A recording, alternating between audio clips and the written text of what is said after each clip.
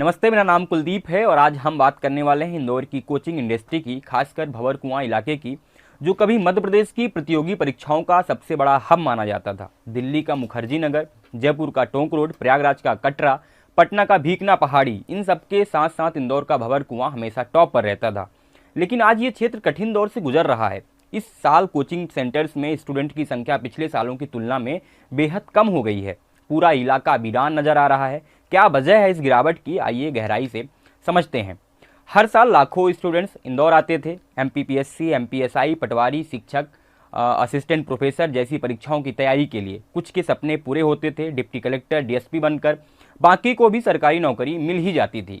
और जिनको नहीं मिलती थी, Photoshop, hostel management, tea stall, book shop या फिर मेस चलाकर खुद को संभाल लेते थे। लेकिन आज स्थिति बदल गई है। हॉस्टल खाली पड़े हैं, कोचिंग क्लासेस सीटें वहाँ खाली हैं और लगातार स्टूडेंट्स की संख्या घट रही है। इन सब की वजह है एमपीपीएससी वैकेंसी में भयानक गिरावट।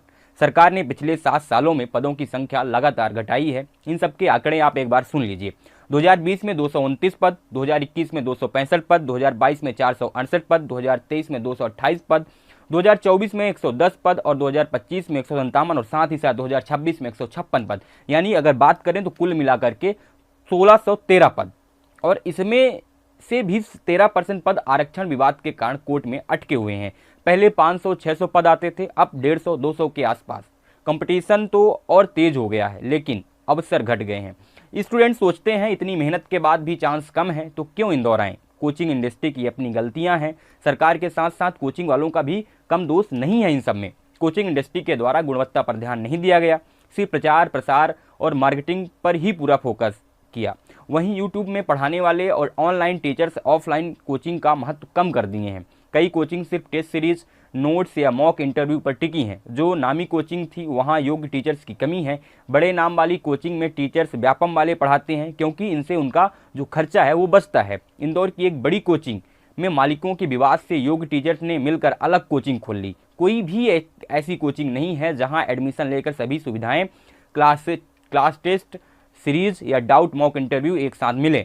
इन समस्याओं के बीच सबसे बड़ा झटका दिल्ली की कुछ प्रतिष्ठित कोचिंग संस्थानों ने इंदौर में ब्रांच खोली, लेकिन उनसे भी निराशा ही बच्चों को मिली। बच्चों ने बड़े नाम के आधार पर एडमिशन तो ले लिया, लेकिन 2 साल बीत गए, कोर्स पर पूरा नहीं हुआ। टीचर्स बार बार बदल रहे हैं, गुणवत्ता घट रही है, स्टूडेंट्स ठगे महसूस कर रहे हैं। सोचने में लगता है क्या होगा आगे बच्चों का भविष्य। अगर सरकार और कोचिंग संचालक जल्द नहीं चेते गए तो भंवर कुआं का सपनों का शहर वीरान हो जाएगा।